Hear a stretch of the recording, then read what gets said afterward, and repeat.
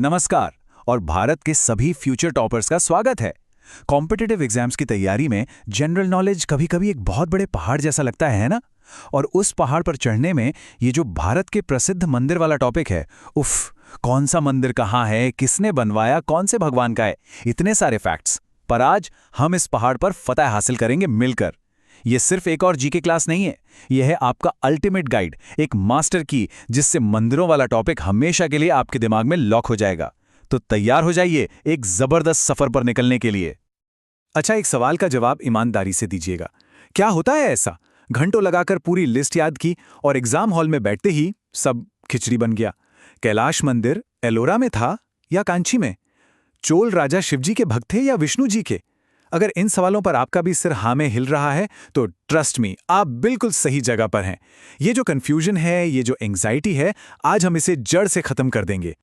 तो फिक्र को कहिए बाय बाय, क्योंकि आज हम सिर्फ रट्टा नहीं मारेंगे, हम समझेंगे, हम कहानियों के साथ, कुछ कमाल की ट्रिक्स के साथ इस टॉपिक को मास्टर करेंगे। ये मेरा वादा है, इस सेशन के बाद भारत के मंदिर आपकी उंगलियों पर नाचेंगे। तो क्या आप सब तैयार हैं इस ज्ञान के खजाने को अनलॉक करने के लिए? चलिए फिर शुरू करते हैं। तो चलिए शुरू करते हैं अपना पहला पड़ाव, इंडियाज टेम्पल ट्रेजर हंट। जी हाँ, हम इसे खजाने की खोज की तरह देखेंगे, जहां हर मंदिर एक खजाना है जो भारत के इतिहास, कल्चर और आर्किटेक्चर के रहस्यों से भरा हुआ है। और हर ट्रेजर हंट के लिए चाहिए एक मैप। ये रहा हमारा ट्रेजर मैप। स्क्रीन पर जो भारत का नक्शा दिख रहा है, ये सिर्फ एक नक्शा नहीं, ये हमारी पूरी यात्रा का गाइड है। जरा देखिए, उत्तर में बर्फीले पहाड़ों में बसे केदारनाथ से लेकर दक्षिण में तमिलनाडु के शानदार बृहदेश्वर और मीनाक्षी मंदिर तक, पश्चिम में गुजरात के सोमनाथ से लेकर पूरब में उड़ीसा के कोणार्क सन टेम्पल तक, ये मैप हमें भारत की आत्मा की एक झलक दे रहा है। हम इसी मैप के सहारे एक एक कर इन सभी मंदिरों के राज जानेंगे। अरे एक मिनट, इस मैप पर जरा गौर से देखिए। कुछ मंदिरों के पास एक स्टार बना हुआ है। ये कोई मामूली स्टार नहीं है। ये निशान बताता है कि इस मैप पर दिखाए गए मंदिरों में से 8 मंदिर यूनेस्को की वर्ल्ड हेरिटेज साइट्स की लिस्ट में शामिल हैं। मतलब ये सिर्फ भारत के लिए ही नहीं, बल्कि पूरी दुनिया के लिए अनमोल हैं। जैसे बिहार का महाबोधि मंदिर या उड़ीसा का कोणार्क सूर्य मंदिर। एग्जाम पॉइंट ऑफ व्यू से ये जानना बहुत जरूरी है, क्योंकि ये इन मंदिरों की ग्लोबल इंपॉर्टेंस को दिखाता है। चलिए अब अपनी खोज के दूसरे लेवल पर चलते हैं, गॉड्स, किंग्स एंड आर्किटेक्ट्स।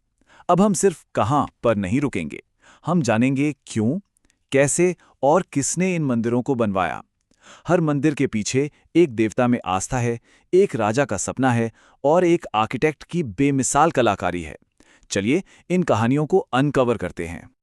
आप जरा स्क्रीन पर इस टेबल को देखिए, ये बहुत काम की है। देखिए, पहले कॉलम में है उड़ीसा का कोणार्क सूर्य मंदिर। इसे किसने बनवाया? दूसरे कॉलम में देखिए नरसिंह देव प्रथम, जो पूर्वी गंगा राजवंश के थे। और इसकी स्टाइल क्या है? कलिंग आर्किटेक्चर। वहीं दक्षिण में हम्पी का विरूपाक्ष मंदिर, जिसे विजयनगर साम्राज्य के लक्कन दंदेश ने बनवाया, वो शानदार द्रविड़ स्टाइल में है। और तंजौर का बृहदेश्वर मंदिर, जिसे महान राजा राज चोल प्रथम ने बनवाया, वो तो द्रविड़ आर्किटेक्चर का मास्टरपीस माना जाता है। तो सिंपल शब्दों में एग्जाम के लिए ये तीनों चीजें, यानी मंदिर का नाम, उसे बनवाने वाला राजा और उसकी स्टाइल, मोस्ट इंपॉर्टेंट है। अब एक मंदिर की भव्यता का अंदाजा लगाइए। जब महान यात्री मार्को पोलो भारत आए तो उन्होंने तेलंगाना के रमप्पा मंदिर को देखकर कहा था, ये मंदिरों की आकाशगंगा का सबसे चमकीला तारा है।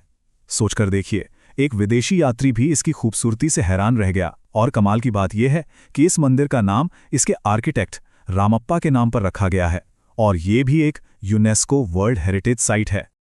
भारत में मंदिर बनाने के 2 मेन स्टाइल हैं, नॉर्थ इंडिया में नागर और साउथ इंडिया में द्रविड़।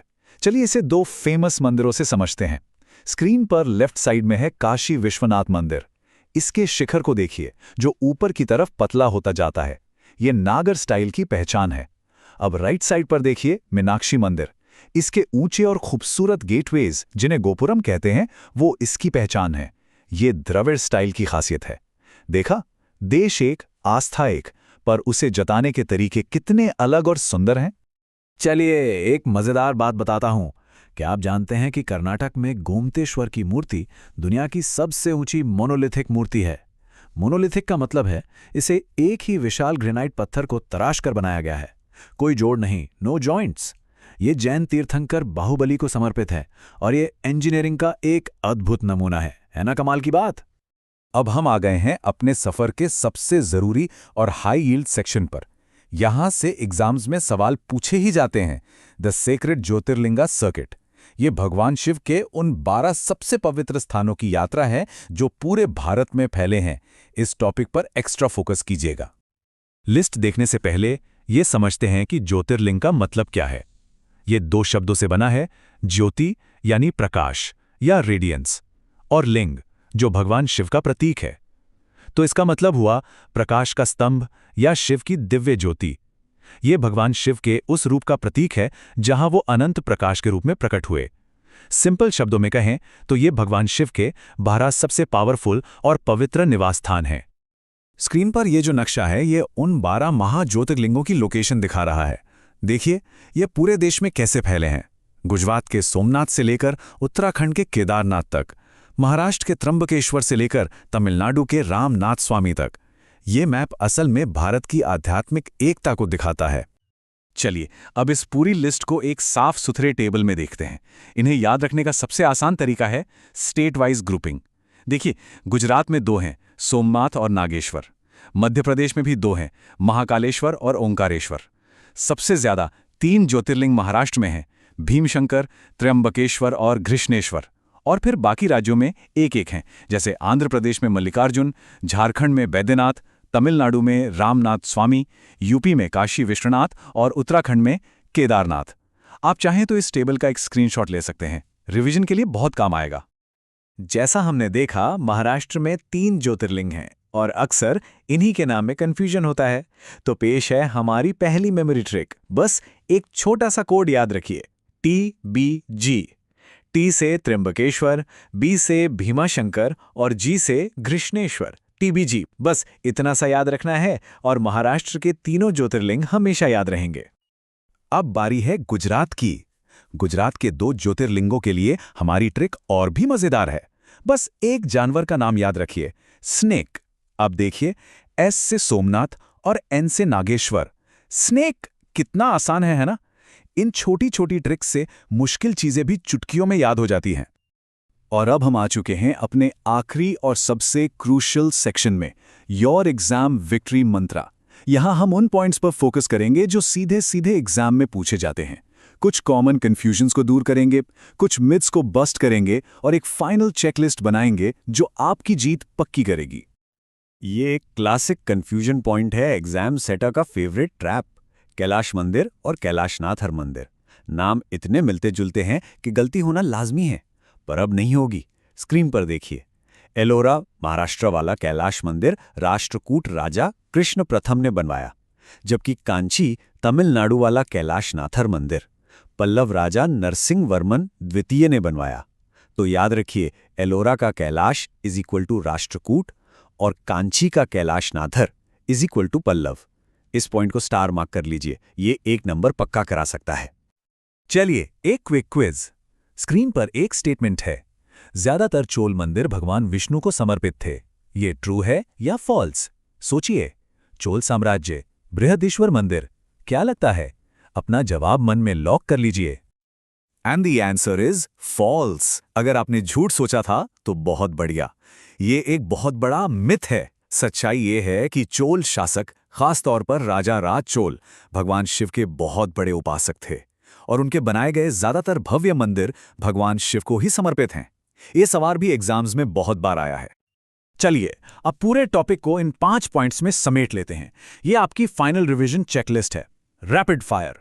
नंबर 1, बृहदीश्वर मंदिर तंजौर, राजा राज चोल प्रथम। नंबर 2, खजुराहो के मंदिर, चंदेल राजपूत। नंबर 3, सोमनाथ मंदिर 12 ज्योतिर्लिंगों में सबसे पहला है। नंबर 4, एलोरा की गुफाओं में हिंदू, बौद्ध और जैन तीनों धर्मों के मंदिर हैं। और नंबर 5, राजस्थान के दिलवारा मंदिर जैन धर्म को समर्पित हैं। ये 5 facts most frequently asked questions हैं। तो दोस्तों, आज हमने सिर्फ फैक्ट्स नहीं रटे, हमें भारत की विरासत को, उसके इतिहास को समझाए। ये मंदिर सिर्फ पत्थर की इमारतें नहीं हैं, ये हजारों सालों की कहानियों के गवाह हैं। और जब आप इस समझ के साथ एग्जाम देंगे तो फैक्ट्स अपने आप याद आएंगे। आप में वो काबिलियत है, वो जज्बा है। खुद पर पूरा भरोसा रखिए, आप सिर्फ एक एग्जाम की तैयारी नहीं कर रहे हैं, आप भारत के शानदार अतीत को जान रहे हैं। जाइए और इस एग्जाम में अपना बेस्ट दीजिए। Go ace that exam. All the very best.